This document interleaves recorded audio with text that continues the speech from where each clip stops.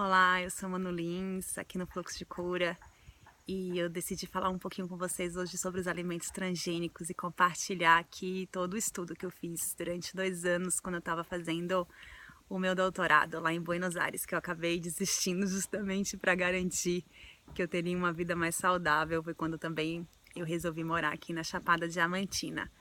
Para quem não sabe, toda vez que você encontra na embalagem de um produto um T dentro de um triângulo amarelo, aquilo significa que aquele produto contém matéria-prima de alimentos geneticamente modificados. Aqui no Brasil foi autorizado a venda da soja e também a venda do milho. Tanto que se vocês procurarem, vocês vão ver que provavelmente todo o milho de pipoca, todo o cuscuz e a maioria dos óleos de milho, dos óleos de soja, eles vão ter o Tzinho dos alimentos transgênicos. Para quem não sabe, alimentos transgênicos são alimentos geneticamente modificados. A gente retira um gene de uma espécie e transporta para outra. A finalidade, né, a intenção pura e genuína desses alimentos geneticamente modificados seria oferecer para nós superalimentos, alimentos que pudessem ter mais nutrientes. Mas, na verdade, infelizmente, a indústria de sementes, que hoje é praticamente monopolizada pela Monsanto. Quem não sabe, a Monsanto ela iniciou a carreira dela, a empresa, como uma indústria bélica de produção de armas. Foi quem criou o agente laranja lá, utilizado no Vietnã. Eles têm realizado essas sementes transgênicas, elas têm criado essas sementes geneticamente modificadas com uma finalidade única de tornar aquele alimento, aquela planta, mais resistente ao pesticida e ao herbicida. Ou seja, o agricultor ele pode utilizar mais pesticida e herbicida na lavoura dele e manter a plantação dele intacta e só matar aquilo que ele não deseja.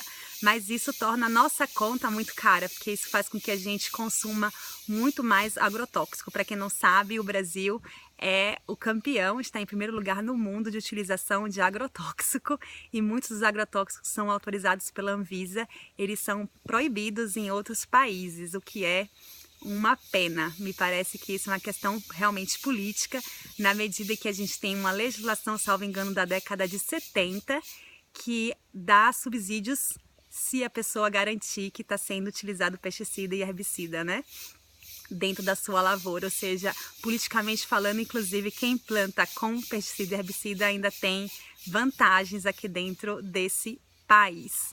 Então, as pesquisas que já foram realizadas sobre as contraindicações desses alimentos transgênicos, elas estão espalhadas no mundo. A gente tem pesquisas que foram realizadas na Inglaterra, pesquisas que foram realizadas na Rússia e assim por diante. E a gente tem contraindicações das mais diversas, desde indicação de multiplicação celular em estômago, intestino, coração, fígado, que pode a longo prazo se transformar num tumor e num câncer. A gente tem pesquisas que indicam infertilidade em machos de ratos que foram alimentados. A gente tem gravidez psicológica também em animais que foram alimentados, e também muitas alergias que foram sendo constatadas a partir daí.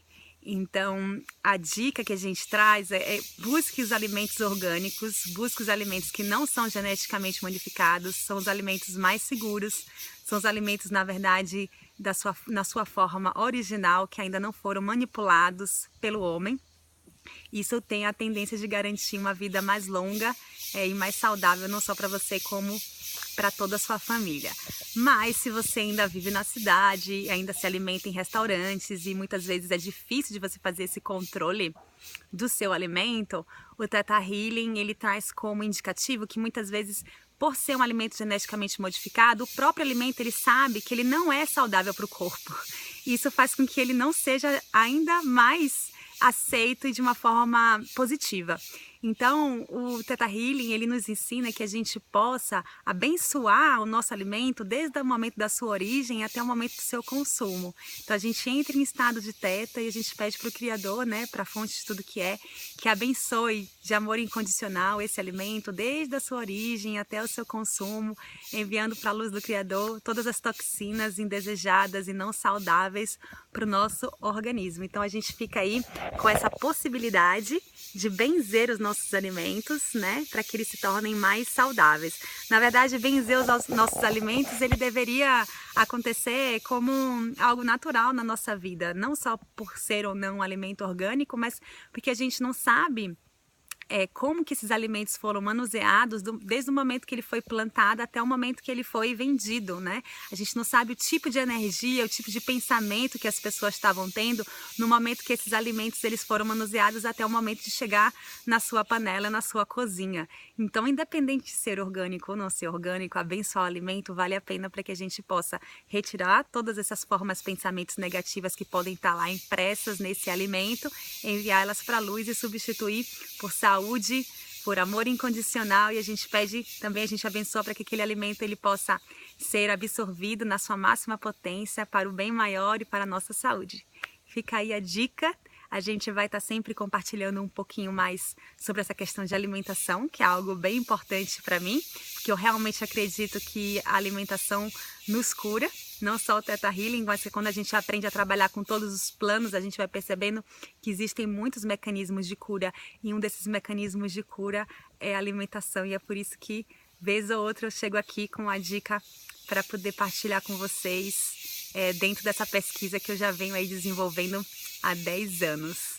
Um beijo grande, lembre de abençoar o seu alimento, lembre de olhar a embalagem, evitar os produtos transgênicos, evitar o óleo de soja, evitar o óleo de milho, optar pelo óleo de girassol, óleo de canola, que ainda não são transgênicos aqui no país, e ficar de olho porque na verdade já estão tentando também autorizar a produção e o comércio do arroz, que não seria muito interessante para a nossa vida na medida que o arroz também é a base alimentar, né, aqui do Brasil e também de muitos lugares no mundo. Então fica aí a dica, a gente se vê em breve, até mais.